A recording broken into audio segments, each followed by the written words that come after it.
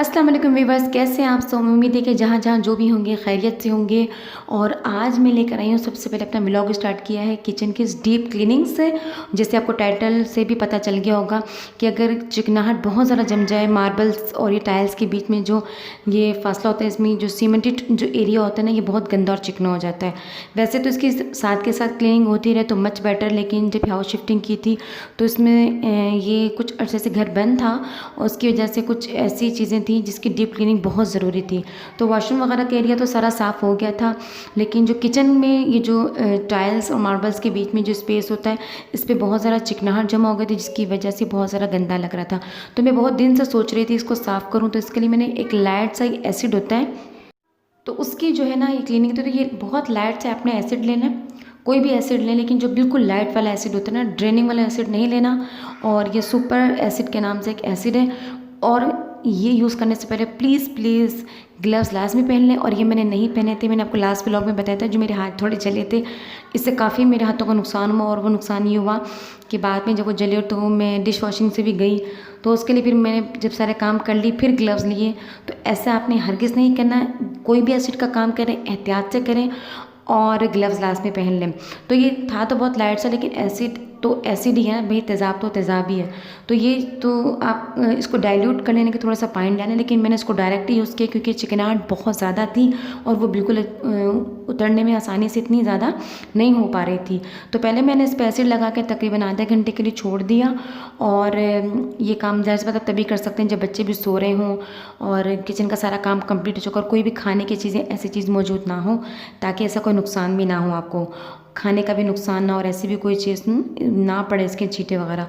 तो ये करने के बाद मैंने साफ़ कपड़े से साफ़ किया, फिर उसको सर्फ लगाने के बाद छोड़ दिया और फिर साफ़ पानी से वॉश कर लिया। तो देखिए माशाल्लाह से कितना ज़्यादा अच्छा साफ़ सुथरा।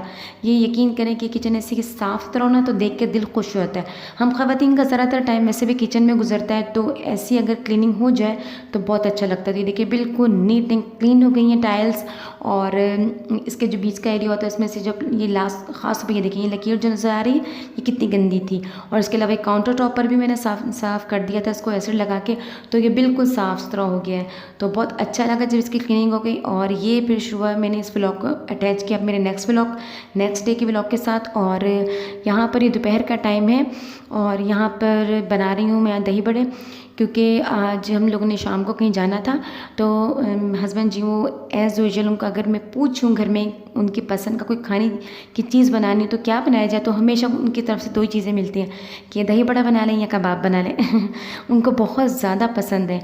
तो काफ़ी दिन से मैंने बनाए नहीं थे, तो सोचा कि इसको बना लिए जाएँ। तो फुल्कियाँ या बूंदी, जिसे जो भी अपनी ज़बान में से कहते हैं, इसको मैंने भिगो लिया था और इसमें टमाटर, प्याज, हरी मिर्चें, हरी चटनी डालकर और चाट मसाला बस नमक डाल के इसको मिक्स करके रख दिया था।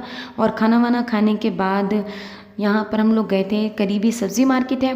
कुछ इलाकों में इतवार बाज़ार लगते हैं, कुछ में बुध बाज़ार लगते हैं। तो ये हमारे घर के करीबी एक बुध बाज़ार है, जहाँ पर बहुत बड़ी तादाद के अंदर आपको जानते हैं कि जो ठेले वगैरह लगते हैं, वहाँ आसानी ये रहती है कि तमाम की तमाम सब्ज़ियाँ, फल वगैरह आपको एक ही जगह पर मिल जाते हैं। वैसे मैं आप लोगों को ये सजेस्ट करूँगी, अगर आपके घर के करीब कोई सी सब्ज़ी मंडी है तो वहाँ ज़्यादा प्रेफर करते हैं, क्योंकि वहाँ पर शाम के वक्त जो फ्रेश सब्ज़ियाँ आती हैं और उनके रेट भी बड़े मुनासिब होते हैं। तो अगर आपके घर के पास अगर अवेलेबल है तो मच बेटर आप सब्ज़ी मंडी से अपनी सब्ज़ियाँ लेकर आइए। और मैंने भी यही सोचा है कि इंशाल्लाह नेक्स्ट टाइम मैं ऐसे ही करूँगी, क्योंकि वहाँ पर हर हफ्ते बल्कि हर रोज़ नई सब्ज़ी आती है शाम के टाइम।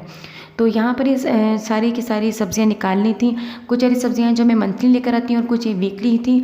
मंथली के अंदर जिस तरह कि आपने प्याज, टमाटर, आलू और लहसुन अदरक वगैरह जो होता है, लहसुन अदरक का आप सबको पता है। और जो मेरे नए सब्सक्राइबर अगर मुझे देख रहे हैं तो उनको मैं बता दूँ कि मैं पेस्ट बना के रखती हूँ। जो मेरे ओल्ड सब्सक्राइबर उनको तो पता ही कि मेरा पेस्ट बना ही होता है।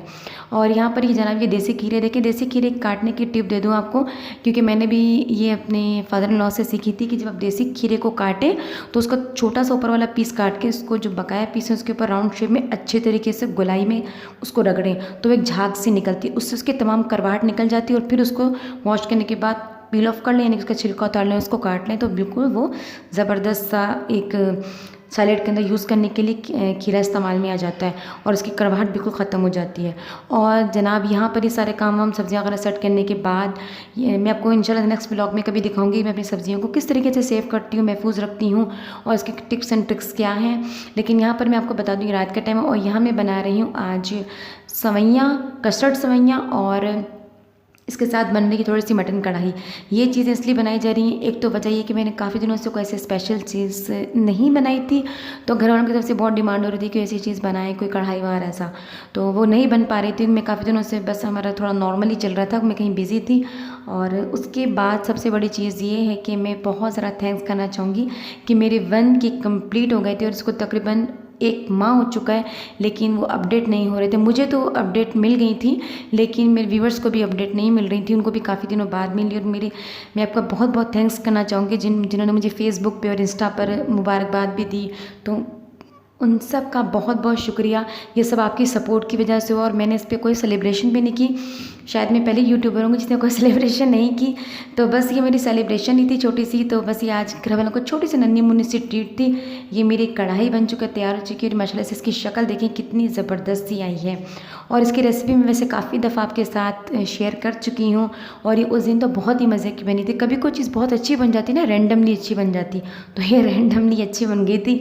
शुक्र। और मैं सबसे ज़्यादा शुक्र अदा करना चाहूँगी अल्लाह ताला का कि उसने इस जर्नी के अंदर मेरी जो है वो ये जो मैं 1 की कंप्लीट की, मैं मुझे बस जितनी खुशी महसूस हो रही है आप अंदाज़ा नहीं लगा सकते। लेकिन ये सब कुछ आपकी सपोर्ट की वजह से हुआ है और आपकी व्यूअरशिप की वजह से, थैंक्स अलॉट। तो बस आज का व्लॉग मैं यहीं पेंड करूँगी क्योंकि अब जनाब रात का टाइम काफ़ी हो चुका है और ये मैंने लास्ट नाइट से अपना व्लॉग शुरू किया था और इस टाइम बज रहे हैं रात के 9 और कपड़े वगैरह जो रहते थे वो मैंने धो के रखे थे, उसको बस मैं लपेट रही हूँ, पैक वगैरह करके उसकी मैं जगह पे रखूँ और टाइम भी काफ़ी हो चुका है और अब लूँगी मैं आपसे इजाज़त। तो थैंक्स अगेन कि आपने मुझे इतना ज़्यादा सपोर्ट किया। और अगर मेरी वीडियो पर आप फर्स्ट टाइम आए हैं तो प्लीज़ मेरे चैनल को सब्सक्राइब करते जाइए, इसको लाइक कीजिए और शेयर कीजिए और इसी तरह मुझे सपोर्ट करते रहिए ताकि मैं इस तरह की मज़े की व्लॉग्स आपके साथ शेयर करती रहूँ, नई नई चीज़ें आपके साथ शेयर करती रहूँ। और ये मेरे जितने प्यारे प्यारे सब्सक्राइबर उनके साथ इसी तरह हम हमेशा एक दूसरे के साथ जुड़े रहें। तो प्लीज़ सब्सक्राइब एंड लाइक और अब दीजिए इजाज़त एंड थैंक्स अलॉट। अल्लाह हाफिज़।